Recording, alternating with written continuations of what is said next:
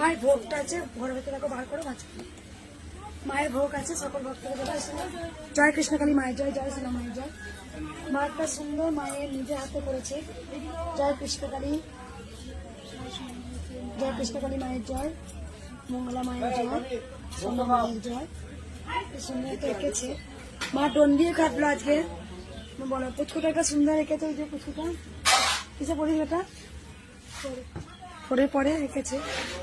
তাই মা বলো কি আমার 15 বছর ব্লাড ভাঙা হচ্ছিল, ব্লাড আমার বন্ধ হচ্ছিল না, যেহেতু ইঞ্জেকশনে তার আগে ওষুধ পাওয়া বন্ধ হচ্ছে। ও ডাক্তার, সে অনেক ডাক্তার দেখিয়ে কিছু হয়নি। তারপর লাস্টে ডাক্তার বলে তোমার পেটের এটা পচে গেছে, অপারেশন করতে হবে, তুমি মানে বাঁচবে কি না বাঁচবে ওটা আমি গ্যারান্টি দিতে পারছি না।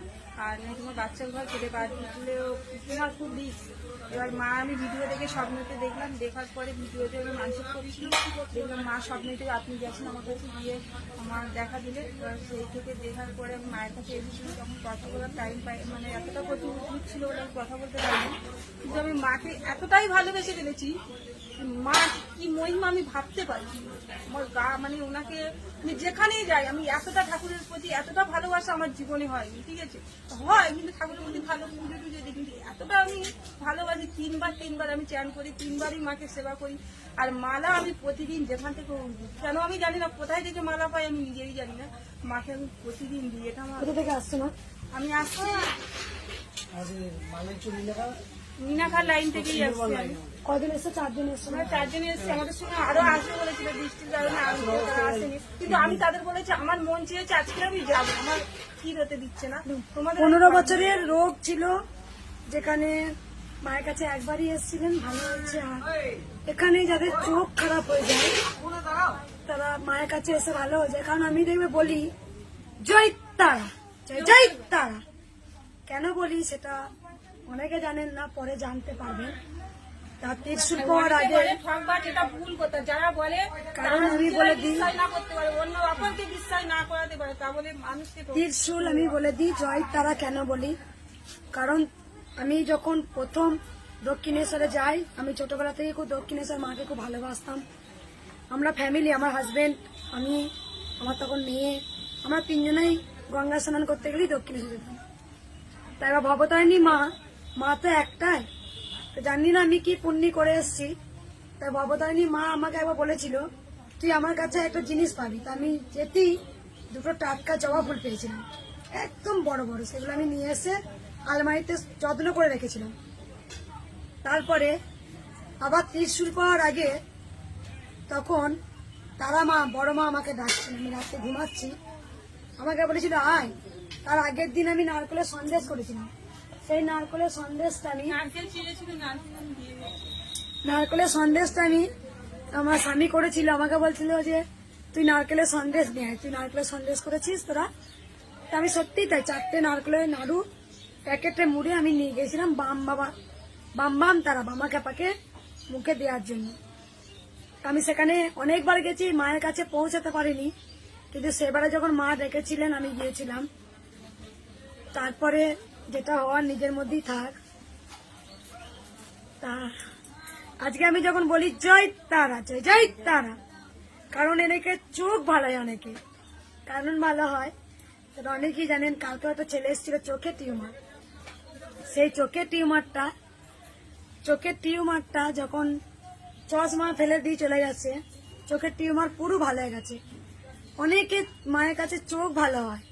এখানে বেশিরভাগ আজকে শুধু পৃথিবীতে এইটুকু বলবো না যে 5-10 জন জানেন, এটা কিন্তু গোটা পৃথিবী জেনে গেছে।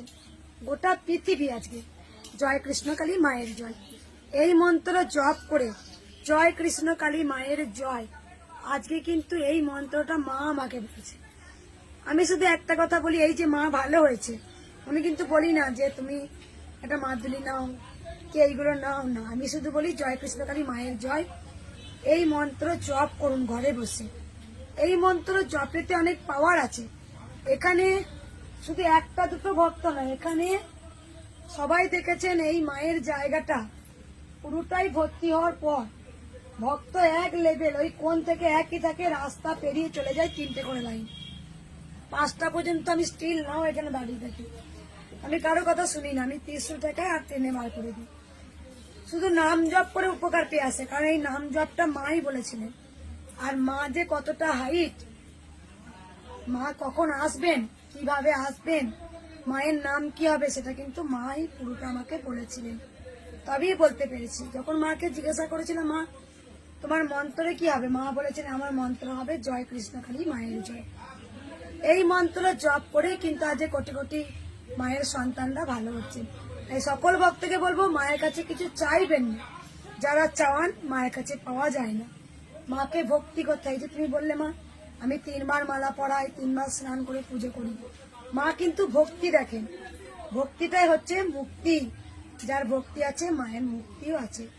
কারণ যে কোনো সমস্যায় মুক্তি আছে। মা ছিলেন, মা আছেন, মা থাকবেন। মা কিন্তু মায়ের জায়গায় ঠিকই আছে, আমরাই মাকে ডাকার মতো ডাকতে পারি না, তাই আমাদের সমস্যা আসতেই থাকে। আর একটা কথা বলবো, সব সময় কি কর্ম করছি দেখবো। আমাদের ভগবান হাত দিয়েছেন, পা দিয়েছেন, মুখ দিয়েছেন, চোখ দিয়েছেন, সব দিয়েছেন। আমরা একটা বই পড়ে শিখেছি, খারাপ জিনিস আমরা দেখবো না।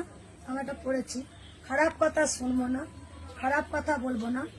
আমাদের মুখটা হচ্ছে হরির কথা বলার জন্য, আর চোখটা হচ্ছে হরিকে খোঁজার জন্য, আর হাত হচ্ছে হরিকে সেবা দেব। আমরা ভালো কর্ম করব আর গোবিন্দকে সেবা দেব।